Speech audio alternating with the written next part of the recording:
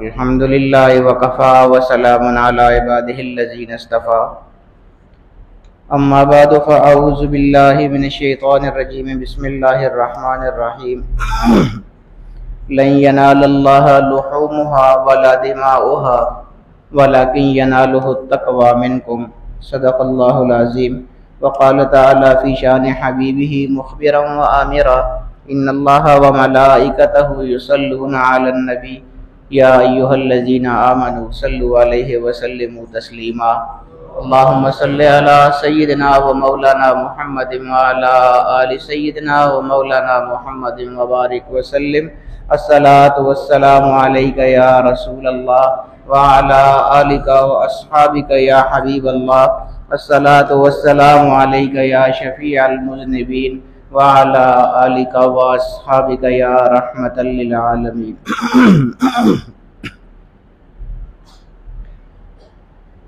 بہت عظیم دن آج کل گزر رہے ہیں۔ ذوالحجہ ویسے بھی اشہر حرم میں سے ہے، بہت بلند مرتبہ مہینے ہیں، کچھ ان میں سے ایک ذوالحجہ بھی ہے، اور پھر اس میں بڑی عید اور یوم عرفہ۔ آج ہمارا یوم عرفہ ہے، میں ابھی ہنس رہا تھا، ادھر بیٹھے ہوئے تھے نشست میں، تو میں یہی کہہ رہا تھا کہ ہمارا بھی عجیب حساب ہے۔ یوم عرفہ عید سے ایک دن جو پہلے ہوتا ہے اس کو کہا جاتا ہے، جس میں حج ہوتا ہے، حج والے دن کو یوم عرفہ کہا جاتا ہے، 9 ذوالحجہ کو۔ تو ہمارا آج یوم عرفہ بھی ہے اور حج بھی ہے، حالانکہ حج وہ ہے جو کل ہم ٹی وی پہ دیکھ چکے ہیں سارا، وہ تو کل ہو گیا حج۔ حج تو وہی ہوتا ہے نا جو وہاں پر حج ادا کیا جاتا ہے۔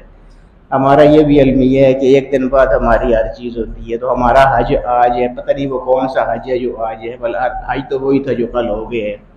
تو بہرحال وہی بات ہے، اب ہماری عید کل ہونی ہے تو حج اس لحاظ سے آج ہے ہمارا۔ بہرحال بہت عظیم دن ہے، حضرت ابراہیم علیہ السلام کی ساری یادگاریں ہیں حج کے اندر بھی اور عمرہ کے اندر بھی۔ اگر میں آپ کو بتاؤں، دیکھیں عمرہ جب ہم کرتے ہیں تو مقام ابراہیم ہے، وہاں حضرت ابراہیم علیہ السلام کے ساتھ منسوب ہے۔ پھر کعبۃ اللہ کی جو تعمیر ہے وہ حضرت ابراہیم علیہ السلام کے ساتھ انہوں نے تعمیر کیا تھا، ان کے بیٹے حضرت اسماعیل علیہ السلام۔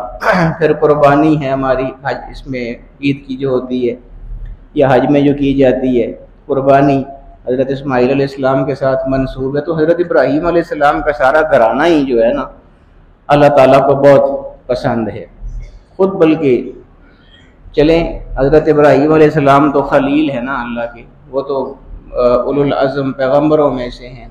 پھر ان کے بیٹے ہیں حضرت اسماعیل علیہ السلام، لیکن ان کی جو والدہ ہیں حضرت ہاجر رضی اللہ تعالی عنہا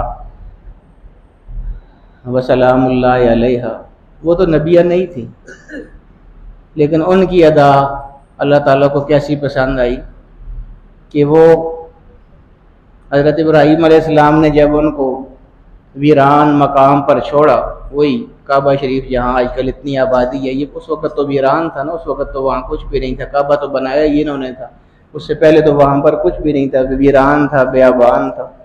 تو حضرت ابراہیم علیہ السلام کو حکم ہوا کہ اپنے بیٹے اور اپنی اہلیہ کو یہیں چھوڑ دو اور خود چلے جاؤ یہاں سے۔ اب یہ سب تصور کرے نا، کون اپنی اولاد کو اس طرح کسی جگہ چھوڑ سکتا ہے، اور اولاد بھی وہ جو ساری زندگی دعاؤں کے بعد ملی ہو، اللہ پاک نے عطا کی ہو، اتنے عرصے کے بعد جو اولاد، ایک ہی اولاد ملی، پوری زندگی کی دعاؤں کا ثمر، ساری زندگی دعائیں کرتے رہے اور اللہ پاک نے وہ اولاد عطا فرمائی، اس کو چھوڑنے کا حکم آ گیا کہ اس بے آب و گیا خطے میں چھوڑ کے، کوئی وہاں پر آبادی نہیں ہے، کوئی دیکھ بھال والا نہیں ہے، جنگل ہے، درندے ہیں ہر قسم کے، حکم آ گیا۔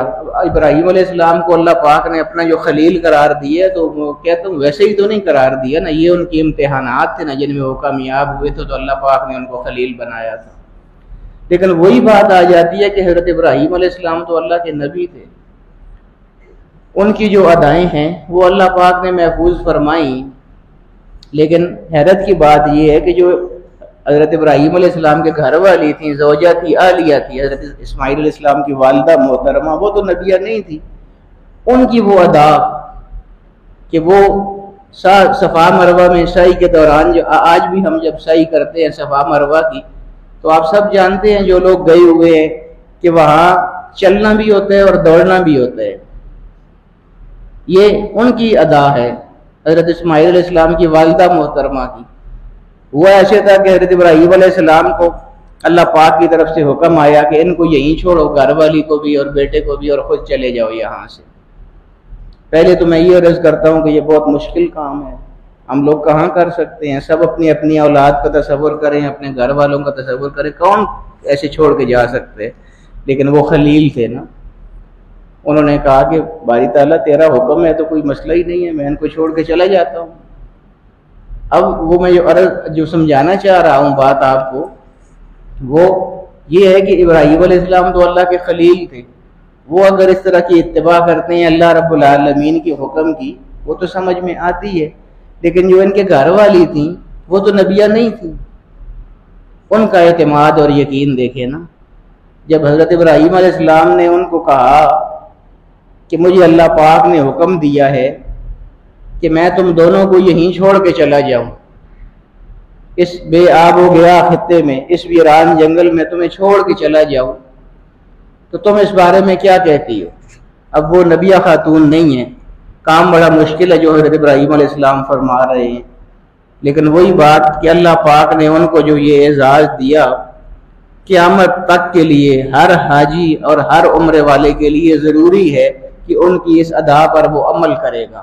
یہ اتنا بڑا اعزاز کیوں دیا؟ اس اعتماد کی وجہ سے، اس یقین کی وجہ سے جو اس وقت انہوں نے مظاہرہ کیا تھا۔ حضرت ابراہیم علیہ السلام نے جب فرمایا کہ مجھے اللہ پاک نے یہ حکم دیا ہے کہ میں تم دونوں کو یہاں چھوڑ کے یہاں سے چلا جاؤں اور تم کو یہاں پر تنہا چھوڑ دوں، تو مائی صاحبہ نے آگے سے کیا فرمایا؟ انہوں نے فرمایا کہ آپ اللہ کے نبی ہیں، اگر اللہ پاک نے آپ کو یہ حکم دیا ہے کہ آپ ہمیں یہاں اکیلا چھوڑ کے چلے جائیں تو پھر آپ چلے جائیں، جس نے حکم دیا ہے وہی ہماری حفاظت فرمائے گا، وہ ہمیں کبھی ضائع نہیں ہونے دینے گا، آپ جا سکتے ہیں ہمیں یہاں چھوڑ کے۔ نعرہ تکبیر، نعرہ رسالت، سعادت خلیل علیہ السلام۔ میں عرض کرتا ہوں کہ یہ جو ہم وہاں پر چلتے بھی ہیں اور دوڑتے بھی ہیں، تو یہ ان کی وہ ادا ہے مائی صاحبہ کی۔ ہوا کیا؟ حضرت ابراہیم علیہ السلام ان کو چھوڑ کے چلے گئے، اب یہ اکیلی ہیں وہاں پر، بیٹا ہے چھوٹا، حضرت اسماعیل علیہ السلام چھوٹے تھے اس وقت، بہت معصوم تھے، ننھے بچے تھے۔ کچھ تھوڑا سا وقت گزرا، بھوک بھی لگی، پیاس بھی لگی، اکیلے تھے دونوں، پاس تو کوئی تھا نہیں، آبادی کوئی ہے نہیں، اللہ تعالیٰ کے آسرے پہ پڑے ہیں وہاں دونوں۔ حضرت اسماعیل علیہ السلام نے حضرت اسماعیل علیہ السلام کو پیاس لگی تو انہوں نے رونا شروع کر دیا۔ اب یہ تو ماں ہیں، ماں کوئی بھی ہو وہ اپنے بیٹے کی تکلیف نہیں دیکھ سکتی ہے۔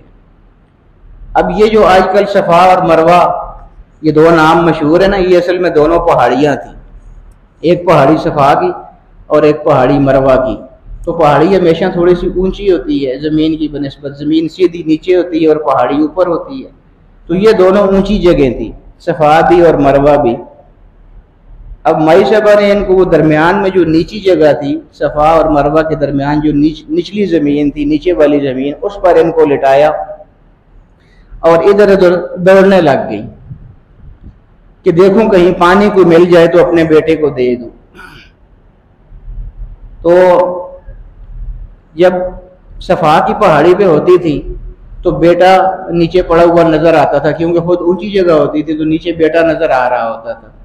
اسی طرح جب مروہ کی پہاڑی پہ ہوتی تھی تب بھی بیٹا نظر آ رہا ہوتا تھا، لیکن جب نیچے اترتی تھی دونوں پہاڑیوں سے تو بیٹا نظروں سے اوجھل ہو جاتا تھا، پھر یہ پریشانی ہو جاتی تھی کہ پتہ نہیں اس کا کیا حال ہوگا، تو بھاگ پڑتی تھی۔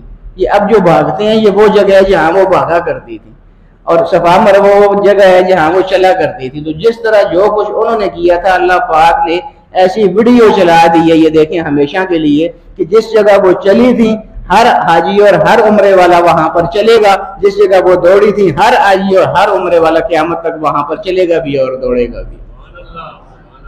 تو یہ ایک ان کا عجیب اعزاز ہے۔ حضرت صاحب نے اس کے حوالے سے بڑی خوبصورت ایک تحریر ایک دفعہ لکھی تھی، وہ اس دن میں دیکھ رہا تھا تو میں نے کہا چونکہ یہ بالکل اسی کے ساتھ متعلق ہے، وہ میں حضرت صاحب کی تحریر آپ کو سناتا ہوں، کتنا خوبصورت انہوں نے اس کا تقابل کیا ہے۔ جو اللہ پاک نے ان کو یہ اعزاز عطا فرمایا، کیوں اعزاز دیا تھا؟ وہی بات کہ وہ نبیہ نہیں تھی، نبیوں کو تو اعزاز ملتے رہتے ہیں نا اللہ رب العالمین کی جانب سے، نبی اس کے مستحق بھی ہوتے ہیں، نبیوں کی قربانیاں بھی ہوتی ہیں، نبی کا اللہ کے ساتھ تعلق بھی ہوتا ہے، قرب ہے، سب کچھ ہے، ان کو تو اعزاز جو ملے وہ تو سمجھ آتے ہیں۔ لیکن یہ مائی صاحبہ نہ نبیاں ہیں نہ کوئی، تو اتنا بڑا اعزاز کہ قیامت تک ہر حاجی ہر معتمر کے لیے لازمی قرار دے گیا کہ ان کی سنت پر عمل کرنا ہے، تو کس بنا پر یہ ملا ان کو، یہ انہوں نے واضح کیا ہے۔ وہ لکھتے ہیں ام اسماعیل کا اعزاز جلیل، بڑا اعزاز جو کہ ام اسماعیل کو ملا، حضرت اسماعیل علیہ السلام کے والدہ محترمہ کو ملا۔ حج اور عمرے دونوں میں سعی کرنا ضروری ہے۔ سعی صفا اور مروہ کے درمیان دھیمی رفتار سے دوڑنے کو کہتے ہیں، ایک جگہ نسبتاً تیز دوڑنا پڑتا ہے۔ مروہ کی طرف جاتے ہوئے بھی اور صفا کی جانب واپس آتے ہوئے بھی، یعنی دونوں طرف آتے جاتے ہوئے درمیان میں تیز دوڑنا پڑتا ہے۔ یہ وہی نچلی نشیب والی جگہ جہاں وہ دوڑا کرتی تھی کہ پتہ نہیں بیٹا اوجھل ہو گیا کیا، کوئی اس کو درندہ کوئی نقصان نہ پہنچا دے۔ یہ سعی ام اسماعیل کی زندگی کے ان لمحوں کی یادگار ہے جب اس کا ننھا سا جگر پارا ایک جھاڑی کے زیر سایہ پڑا، پیاس سے بلک رہا تھا، اور وہ خود پانی کی تلاش میں کبھی صفا پر چڑھ کر ادھر ادھر نظر دوڑاتی تھی اور کبھی مروہ پر چڑھ کر۔ اس دوران وہ مسلسل اپنے بیٹے پر نظر بھی رکھے ہوئے تھی تاکہ کوئی درندہ وغیرہ اس کو نقصان نہ پہنچا دے۔ صفا اور مروہ کے درمیان ایک جگہ نشیبی تھی، وہاں پہنچ کر بیٹا نظروں سے اوجھل ہو جاتا تھا تو وہ بےتاب ہو کر مزید تیز دوڑنے لگتی تھی۔ اسی پریشانی اور بے قراری کے عالم میں اس ضعیفہ نے 7 چکر لگا ڈالے۔ اللہ رے ماں، اولاد کے لیے تیری یہ بے قراریاں اور بےتابیاں سچ ہے، تیرے قدموں تلے جنت ہے۔ مامتا کے ہاتھوں مجبور ماں کا یوں مارا مارا پھرنا اس صمد و بے نیاز رب کو اس قدر بھایا کہ اس نے امت مسلمہ کے ہر فرد کے لیے جو حج یا عمرے کے لیے جائے یہ لازم کر دیا کہ وہ بھی اسی انداز میں ان پہاڑیوں کے درمیان دوڑے۔ حضرت حاجر کی اس ادا کو ہو بہو دہرانے کا اللہ تعالیٰ نے اس قدر اہتمام فرمایا کہ جہاں حضرت حاجر بیٹے کے اوجھل ہو جانے کی وجہ سے تیز دوڑی تھی، وہاں سعی کرنے والے کے لیے بھی تیز دوڑنا ضروری قرار دے دیا گیا۔ وہ لکھتے ہیں قارئین کرام، یہ اتنا بڑا اعزاز ہے کہ پوری انسانی تاریخ میں حضرت حاجر کے سوا کسی کو نہیں ملا۔ ذرا سوچئے تو، حضرت ابراہیم علیہ السلام شیطان کو کنکریاں مارتے ہیں، ہر حاجی کے لیے بھی کنکریاں مارنا ضروری ہے، مگر اس میں تعجب کی کوئی بات نہیں کیونکہ حضرت ابراہیم علیہ السلام نبی ہیں اور انبیاء کی پیروی تو کی ہی جاتی ہے۔ نعرہ تکبیر۔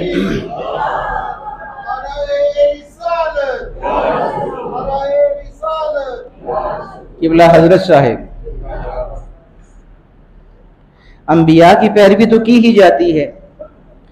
حضرت حاجر صفا مروہ میں دوڑتی ہیں، ہر حاجی کے لیے بھی دوڑنا لازمی ہے، مگر حیرت کی بات یہ ہے کہ حضرت حاجر تو نبیہ نہیں ہیں، اس کے باوجود ان کی پیروی کا حکم ہے۔ یہ بھی ملحوظ رہے کہ حضرت ابراہیم علیہ السلام کی پیروی میں کنکریاں پھینکنا صرف حاجی کے لیے ضروری ہے، جبکہ حضرت حاجر کے اتباع میں سعی کرنا عمرہ کرنے والے کے لیے بھی ضروری قرار دے دیا گیا۔ حضرت حاجر کے علاوہ کسی عورت بلکہ کسی غیر نبی مرد کو بھی یہ رتبہ نہیں ملا کہ اس کا کوئی عمل اس طرح واجب الاتباع قرار دیا گیا ہو۔ ایک اور پہلو سے بھی غور کیجئے، حضرت حاجر نے صفا مروہ میں سعی کسی شرعی حکم کے ماتحت نہیں کی تھی، وہ تو مامتا کے طبی تقاضے سے مجبور ہو کر دوڑ پڑی تھی، اور جو کام طبی تقاضے کے مطابق کیا جائے اس میں غیر نبی تو کجا نبی کی پیروی بھی ضروری نہیں ہوتی۔ مثلا جانب عالم صلی اللہ تعالی علیہ وآلہ وسلم کی امت کے لیے کدو کھانا مستحب ہے، پسندیدہ ہے، تو یہ تو ہو سکتا ہے کہ وہ پسندیدہ ہو، مستحب ہو، مگر لازمی بہرحال نہیں ہے کیونکہ وہ ایک طبی چیز ہے۔ کیا انتہائی تعجب کی بات نہیں کہ انبیاء کا تو کوئی طبی عمل واجب الاتباع نہیں ہے، لیکن ایک غیر نبی عورت کے ایک طبی عمل کو ہمیشہ کے لیے ہر حاجی و معتمر کے لیے واجب کر دیا گیا ہے۔ کتنا بڑا مرتبہ ہے اللہ کے ہاں جان دو عالم صلی اللہ تعالی علیہ وآلہ وسلم کی اس دادی جان کا۔ سوچنے کی بات یہ ہے کہ ایسا بے مثال مرتبہ ان کو کس حسن عمل کے صلے میں ملا۔ حقیقی سب تو اسی ذات بے ہمتا کو معلوم ہے جس نے ان کو یہ اعزاز بخشا، مگر میرے خیال میں یہ صلہ ہے اپنے رب پر اس غیر متزلزل اعتماد کا جس کا مظاہرہ انہوں نے اس وقت کیا تھا جب ابراہیم علیہ السلام ان کو یہاں تنہا چھوڑ کر جا رہے تھے۔ اللہ تعالیٰ بھی عجیب بے نیاز ہے۔ حضرت ابراہیم علیہ السلام اپنی بیوی اور بچے کو لے کر ابھی وادی مکہ میں پہنچے ہی تھے کہ حکم ہوا بیوی اور بچے کو یہیں چھوڑو اور خود واپس شام چلے جاؤ۔ حضرت ابراہیم تو خلیل اللہ تھے، یعنی اللہ کے دوست تھے، اللہ کے خلیل تھے۔ ان کے لیے دوست کی رضا پر سب کچھ قربان کر دینا کوئی بڑی بات نہ تھی، مگر حضرت ہاجر تو خلیل اللہ نہ تھی۔ اس کے باوجود انہوں نے اس وقت جس توکل اور اعتماد کا مظاہرہ کیا وہ اپنی مثال آپ ہے۔ ذرا تصور تو کیجئے کہ وہ کیسا صبر آزما مرحلہ ہوگا جب حضرت ابراہیم علیہ السلام ایک خاتون کو جو عمر کے اعتبار سے عجوز حکیم بڑھیا بانجھ تھی اور ایک بچے کو جو کسی کو تحفظ دینے کے بجائے اس وقت خود حفاظت کا محتاج تھا، ایک ایسی بے آب و گیا وادی میں تنہا چھوڑ کر جا رہے تھے جہاں تا حد نظر ویرانی ہی ویرانی تھی اور دور دور تک کسی آبادی کا نام و نشان تک نہ تھا، نہ کھانے پینے کا کوئی انتظام، نہ صحرائی درندوں سے بچاؤ کا کوئی ذریعہ، نہ دھوپ اور بارش سے بچنے کے لیے کوئی سائباں۔ حضرت ہاجر آخر انسان تھی، کوئی مافوق الفطرت ہستی نہ تھی۔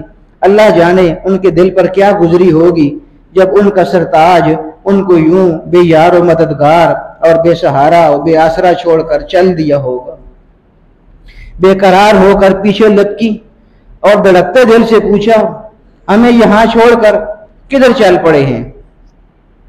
شام جا رہا ہوں۔ کیوں؟